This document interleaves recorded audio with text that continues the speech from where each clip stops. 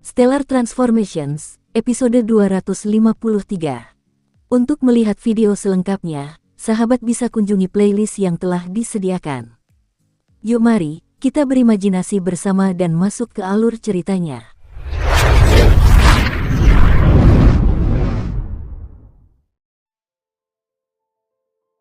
Kaisar Kera Agung dan Kaisar Iblis Sapi sama-sama memandang Qin Yu dan menunggu keputusannya. Pertahanan yang tak tertandingi, hanya dengan menjatuhkan tongkat panjang yang dipegang lawan barulah seseorang bisa meraih kemenangan. Qin Yu sedikit cemas, hal yang paling dibanggakannya adalah pertahanannya. Namun, melawan lawan sebelumnya yang terkenal memiliki pertahanan tak tertandingi, dia sama sekali tidak mampu menandinginya.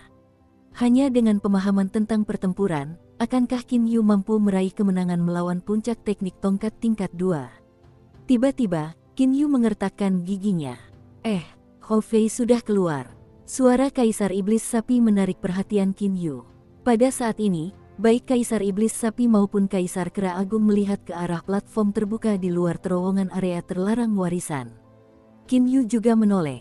Sesosok yang familiar tampak terhuyung-huyung berjalan menuju panggung terbuka. Tubuhnya juga dipenuhi bercak darah. Tepatnya Hou Fei yang sudah bertahun-tahun tidak dilihat Qin Yu.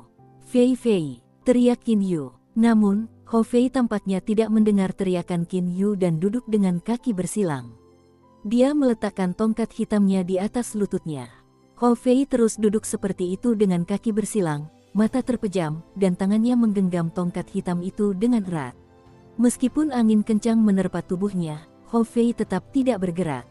"Fei Fei!" teriak Qin Yu cemas. Sudah berapa tahun sejak terakhir kali mereka bertemu? Sebuah emosi yang mendalam meluap dari lubuk hati Qin Yu. "Qin Yu, sebaiknya kau berhenti berteriak. Hou Fei tidak bisa mendengar atau melihatmu. Apakah kau lupa bahwa seluruh area terlarang warisan sepenuhnya diselimuti oleh angin pembersih hati? Begitu kau masuk, kau akan merasa seperti memasuki dunia kecil dan tidak akan bisa mendengar dan melihat apapun dari dunia luar." Kaisar Kera Agung Sun Yuan menghentikan Qin Yu. Barulah saat itu Qin Yu menjadi jernih pikirannya. Lalu dia tertawa mengejek dirinya sendiri. Dia bingung oleh berbagai emosi dan lupa akan efek angin pembersih hati. Qin Yu dengan cermat mengamati Hou Fei saat ini. Hou Fei saat ini, jika dibandingkan dengan sebelumnya, sedikit berkurang kenakalan dan kelicikannya, dan sedikit lebih bertekad. Duduk di atas panggung terbuka, ia tampak seperti patung yang dipahat, tidak bergerak sedikit pun meskipun diterpa angin kencang. "Fei Fei!" Dari wajah pucat Hou Fei dan pakaiannya yang berlumuran darah, Qin Yu dapat menyimpulkan bahwa Hou Fei pasti terluka parah.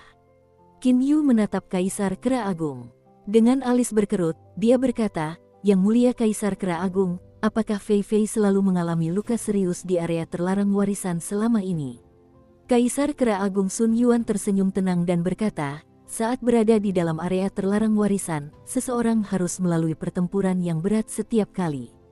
Jika seseorang ceroboh, ia bahkan bisa kehilangan nyawanya. Orang-orang yang dikirim oleh area terlarang warisan tidak memiliki sedikit pun belas kasihan. Hou Fei hampir bertempur sekali atau dua kali setiap hari. Selain berhasil mengalahkan teknik tongkat tingkat pertama, di semua kesempatan lainnya, Hou Fei telah dikalahkan dan terluka parah." Jantung Qin Yu tersentak, sekali atau dua kali setiap hari. Pertarungan hidup dan mati seperti ini, Qin Yu tahu bahwa itu akan menghabiskan banyak energi dan kekuatan mental setiap kali. Bertarung sesering itu, bahkan jika itu adalah Qin Yu sendiri, dia yakin itu juga akan sangat sulit baginya untuk menanggungnya. Jika pertarungan selalu seganas itu, bagaimana jika Hou Fei mati? Qin Yu menatap Kaisar Kera Agung. Kaisar Kera Agung menggelengkan kepalanya dan tertawa bangga. "Mati. Hou Fei adalah binatang suci super dan memulai dari tantangan tingkat terendah, teknik tongkat tingkat 1. Dalam kemajuan bertahap seperti itu, meskipun setiap pertempuran akan sangat sulit bagi Hou Fei, itu tidak cukup untuk menyebabkannya kehilangan nyawa.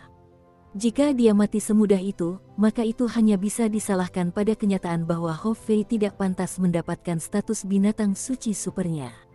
Kaisar Kera Agung Senior, sudah berapa kali Anda memasuki area terlarang warisan?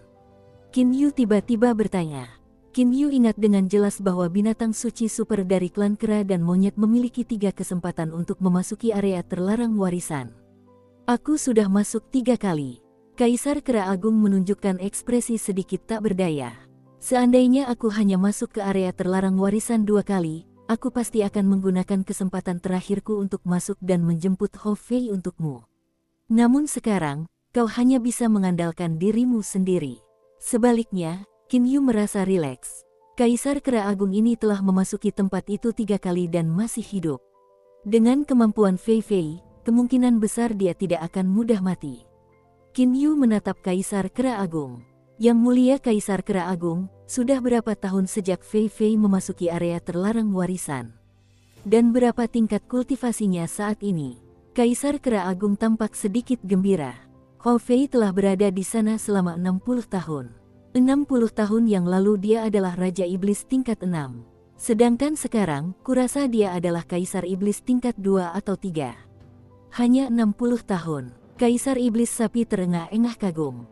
Oh Sun Yuan, klan kera dan monyetmu yang memiliki area terlarang warisan hanya memungkinkan kalian untuk menduduki posisi dominan.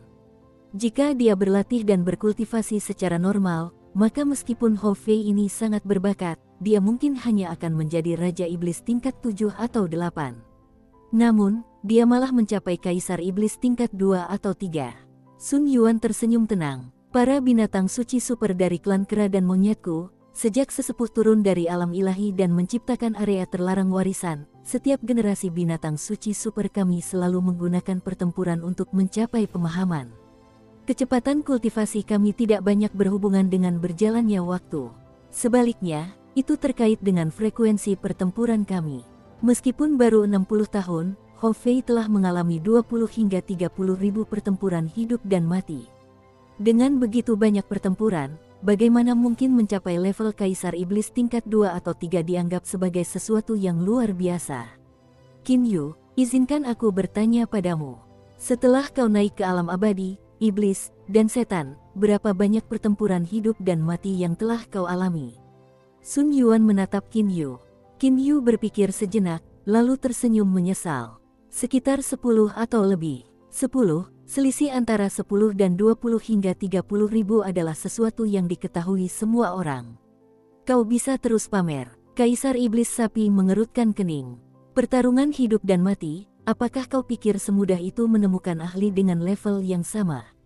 Jika lawanmu terlalu kuat, maka nyawamu mungkin akan berakhir. Jika lawanmu terlalu lemah, tidak akan ada efek sama sekali. Untuk melakukan pertarungan hidup dan mati sekaligus tidak mati, apakah kau pikir semudah itu memenuhi tuntutan ini? Sepanjang hidupku, aku hanya pernah melakukan kurang dari 100 pertarungan seperti itu. Selain area terlarang warisan klan kera dan monyetmu, tempat mana lagi yang akan mengizinkan Hou Fei bertarung sebanyak itu hanya dalam 60 tahun? Saat mereka sedang berbincang, Hou Fei yang sedang duduk bersila di platform terbuka berdiri. Sambil memegang tongkat hitam di tangannya, Hou Fei sekali lagi memasuki terowongan. Yang mulia Kaisar Kera Agung, jika saya ingin masuk, apakah saya hanya perlu langsung menerobos masuk ke sana? Suara Qin Yu tiba-tiba terdengar. Kau benar-benar ingin masuk? Kaisar Kera Agung menatap Qin Yu dengan terkejut. Menghadapi musuh dengan kekuatan bertahan dan menyerang yang tak tertandingi, 10 kali lipat dari Kaisar Abadi tingkat 3, Kaisar Kera Agung tidak percaya bahwa Qin Yu akan memiliki tingkat keberhasilan yang tinggi. Qin Yu, aku tahu kau memiliki atlas 10.000 binatang. Namun, itu tidak berguna di sana. Kaisar Kera Agung berpikir bahwa Qin Yu berencana menggunakan atlas 10.000 binatang. Jika kau mengirimkan Kaisar Iblis di dalam atlas 10.000 binatang, area terlarang warisan akan secara otomatis mengirimkan seseorang yang memiliki kekuatan yang sama dan daya serang 10 kali lipat dari Kaisar Iblis yang kau kirimkan. Semakin banyak Kaisar Iblis yang kau kirimkan, semakin cepat area terlarang warisan akan mengirimkan orang-orang yang setara dengan Kaisar Iblismu. Kau hanya bisa mengandalkan dirimu sendiri. Yang mulia Kaisar Kera Agung, Anda tidak perlu berusaha membujuk saya. Saya hanya ingin tahu, jika saya ingin masuk, bagaimana caranya? Qin Yu bertanya sekali lagi. Kaisar Kera Agung menatap ke arah Qin Yu. Ekspresi Qin Yu tetap sama bahkan setelah ditatap oleh Kaisar Kera Agung. Baiklah, jika kau ingin masuk, kau hanya perlu terbang langsung ke sana. Ingat, begitu kau terbang ke sana, kau tidak akan bisa keluar dengan mudah. Kau hanya bisa keluar setelah menyelesaikan pertempuran, kata Kaisar Kera Agung dengan penuh perhatian. Aku mengerti. Setelah mengucapkan kata-kata itu, Qin Yu bersiap untuk terbang. Tunggu sebentar, ada satu hal lagi, kata Kaisar Kera Agung dengan tergesa-gesa. Qin Yu menghentikan gerakannya. Qin Yu, begitu kau memasuki terowongan itu, kau akan menghadapi pertempuran. Di seluruh area terlarang warisan, satu-satunya tempat aman adalah platform terbuka itu. Kaisar Kera Agung menunjuk ke arah platform terbuka. Itulah tempatnya, tempat Hou Fei duduk untuk memulihkan diri dari luka-lukanya. Hanya tempat itu yang aman. Selain itu, begitu kau melangkah masuk ke terowongan, kau akan menghadapi pertempuran. Aku mengerti. Qin Yu mengangguk. Qin Yu, setelah kau memasukinya, kau hanya perlu menyelesaikan pertempuran melawan musuhmu. Kau tidak perlu menang, kau hanya perlu bertahan hidup dalam pertempuran itu. Setelah kau melarikan diri kembali ke platform terbuka, kau akan bisa keluar lagi. Cara untuk kembali adalah berjalan ke batu biru di tepi platform terbuka dan berdiri di atasnya. Area terlarang warisan akan secara otomatis mengirimmu kembali keluar. Qin Yu mengangguk, lalu terbang menuju gunung kecil yang mengambang itu. Melihat sosok Qin Yu yang sekilas, Kaisar Kera Agung dan Kaisar Iblis Sapi saling melirik. Sun Yuan, menurutmu apakah Qin Yu bisa bertahan? Tanya Kaisar Iblis Sapi dengan tenang. Dia memiliki peluang yang sangat kecil untuk selamat. Kaisar Kera Agung menggelengkan kepalanya. Tubuh Qin Yu melewati angin pembersih hati. Saat angin pembersih hati menyapu tubuh Qin Yu, angin itu tidak menyebabkan luka sedikit pun. Qin Yu turun ke atas platform batu terbuka. Platform batu terbuka ini tidak terlalu besar. Di tepinya terdapat batu biru yang sangat mengkilap. Inilah jalan keluarnya. Qin Yu berbalik untuk melihat, dan benar saja, seluruh area terlarang warisan telah berubah menjadi dunia kecil. Dia tidak dapat melihat apapun dari luar. Wahai anggota klan asing, kau hanya punya sedikit waktu untuk mempersiapkan diri. Kau akan segera berhadapan dengan musuhmu. Sebuah suara terdengar di benak Qin Yu. Ekspresi Qin Yu berubah. Secepat kilat, dia segera bergegas memasuki terowongan yang dalam dan tak terukur di hadapannya. Terowongan ini agak panjang, namun, dengan kecepatan Qin Yu, hanya dalam sekejap mata, dia telah sampai di ujung terowongan dan tiba di sebuah aula yang sangat luas. Qin Yu berhenti ketika dia sampai di aula yang sangat luas ini. Itu karena ada 6 terowongan di depannya. Keenam terowongan ini tidak panjang. Qin Yu samar-samar dapat melihat bahwa di ujung keenam terowongan itu terdapat aula besar yang mirip dengan aula tempat dia berada sekarang. Qin Yu mengangkat kepalanya dan memandang deretan kata-kata yang terukir di dinding aula yang luas itu. Meriam tongkat yang mengejutkan surga. Betapa megahnya. Hanya dengan 4 kata itu, Qin Yu sudah gemetar ketakutan, seolah-olah apa yang ada di hadapannya bukanlah kata-kata melainkan sebuah gunung yang sangat menjulang tinggi menembus langit. Qin Yu mengamati sekelilingnya dengan pandangannya. Di dinding, selain tulisan, meriam tongkat ajaib surgawi, terdapat gambar dan beberapa tulisan tangan. Itu adalah serangkaian gambar yang menggambarkan seseorang menggunakan tongkat panjang. Gambar-gambar ini dipisahkan menjadi 6 kelompok. Masing-masing adalah 72 pukulan tongkat meriam tongkat yang mengejutkan surga, 36 pukulan tongkat meriam tongkat yang mengejutkan surga, 18 pukulan tongkat yang mengejutkan dari meriam tongkat surgawi, 9 serangan tongkat meriam tongkat yang mengejutkan dari surgawi, 3 serangan tongkat meriam tongkat yang mengejutkan dari surga, serangan tongkat tunggal meriam tongkat yang mengejutkan dari surga. Namun, gambar-gambar itu tampak sangat misterius. Seperti ilusi, gambar-gambar itu terus-menerus berubah dan menghilang. Qin Yu bahkan tidak dapat melihat satupun gambar dengan jelas. Hal ini membuat Qin Yu mulai curiga apakah itu benar-benar gambar atau bukan. Keturunan klan kera dan monyetku, sebelum mereka naik ke alam ilahi, jika mereka berhasil menguasai jurus pukulan tongkat tunggal dari kitab tongkat kejut surgawi, maka mereka dapat bergabung dengan sekteku dan menjadi muridku. Kata-kata yang terukir di bagian bawah gambar itu telah membuat Qin Yu sangat terkejut.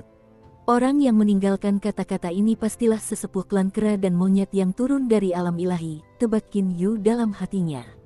Tepat pada saat ini, sebuah suara dingin menusuk terdengar di benak Qin Yu. Wahai anggota klan asing, karena kau memiliki zirah ilahi berkualitas rendah, izinkan aku memperingatkanmu terlebih dahulu. Kau tidak diperbolehkan menggunakan zirah ilahi berkualitas rendah. Jika tidak, kau akan langsung dibunuh. Qin Yu terkejut. Lawanmu akan memiliki kekuatan yang sama denganmu. Teknik tongkat yang akan dia gunakan adalah 36 serangan tongkat yang mengejutkan surgawi. Jika kamu tidak menggunakan armor ilahi tingkat rendahmu, dan berhasil meraih kemenangan atau melarikan diri ke platform batu terbuka di luar dengan selamat, kamu dapat meninggalkan area terlarang ini dengan aman. Mendengar semua itu, ekspresi Qin Yu berubah. Tidak diperbolehkan menggunakan armor ilahi. Lalu bagaimana aku bisa bertarung? Qin Yu menjadi sedikit cemas. Qin Yu sama sekali tidak meragukan suara itu. Mampu mengendalikan aliran emas fragmentasi kosmik seukuran planet, orang ini pasti bisa membunuhnya dengan mudah. Misalnya, jika dia melemparkan Qin Yu ke dalam aliran emas fragmentasi kosmik, maka Qin Yu kemungkinan besar akan mati di tempat. Kau harus memasuki medan pertempuran kedua. Suara dingin itu terdengar. Qin Yu kemudian merasa seolah waktu telah berlalu begitu cepat. Terkejut, Qin Yu melihat lokasi tempatnya berada saat ini. Itu adalah area yang luas dan kosong di dalam gunung. Hati Qin Yu terenyuh. Dia berbalik untuk melihat, benar saja, ada terowongan yang menuju ke sini. Qin Yu samar-samar dapat melihat ujung terowongan yang lain. Sisi lain terowongan itu seharusnya adalah aula besar tempat dia berada sebelumnya. Mungkinkah tempat ini adalah salah satu ujung lain dari 6 terowongan yang kulihat? Qin Yu menduga dalam hatinya. Qin Yu benar, ke-6 terowongan itu mengarah ke 6 medan pertempuran yang berbeda. Saat ini, Hou Fei sedang bertempur di saluran terowongan pertama. Dan Qin Yu, dia dikirim oleh energi misterius dari area terlarang warisan ke medan pertempuran kedua. Huf. Sesosok muncul di medan perang kedua dari udara tipis. Orang ini memegang tongkat panjang berwarna cian. Dia sangat kurus dan bertelanjang dada. Ini adalah lawan Qin Yu. Wahai anggota klan asing, lawanmu adalah aku. Pria ini menatap Qin Yu dengan dingin. Aku adalah pengawal biru dari 6 pengawal agung wilayah terlarang warisan. Penjaga Xian. Qin Yu sama sekali tidak berani bersantai. Pengawal biru muda, saat bertarung melawan anggota klan asing, kau harus menggunakan kekuatan yang sama seperti yang kau miliki. Suara yang sebelumnya terngiang di benak Qin Yu terdengar di medan perang kedua. Pengawal biru muda menunjukkan ekspresi hormat. Ia membungkuk dan berkata, "Baik, Tuan. Wahai anggota klan asing, menurut aturan Tuan, ini untuk menguji pemahamanmu terhadap pertempuran. Jika kau menggunakan armor ilahimu untuk menghadapi serangan secara paksa, maka kau akan melanggar aturan Tuan. Siapapun yang melanggar aturan Tuan pasti akan mati." Suara dingin itu bergema di medan perang yang luas dan kosong. Qin Yu merasa bahwa orang-orang di area terlarang warisan sangat menakutkan. Dia dapat merasakan bahwa kekuatan pengawal biru di depannya tak terukur. Dia hanya menekan kekuatannya agar setara dengannya. Area terlarang warisan ini memiliki 6 pengawal agung, siapa lagi orang-orang tangguh yang ada di sini? Mulai. Sebuah suara dingin terdengar. Kaisar Xian mengangkat matanya. Tatapannya tertuju pada Qin Yu seperti ular berbisa. Tiba-tiba, tongkat panjang di tangan pengawal biru itu dibalikkan. Seperti hujan deras, tongkat itu memenuhi langit dan menutupi segala arah. Pandangan Qin Yu dipenuhi dengan siluet tongkat yang tak terhitung jumlahnya. Hanya dengan satu gerakan, Qin Yu sudah tidak bisa melarikan diri.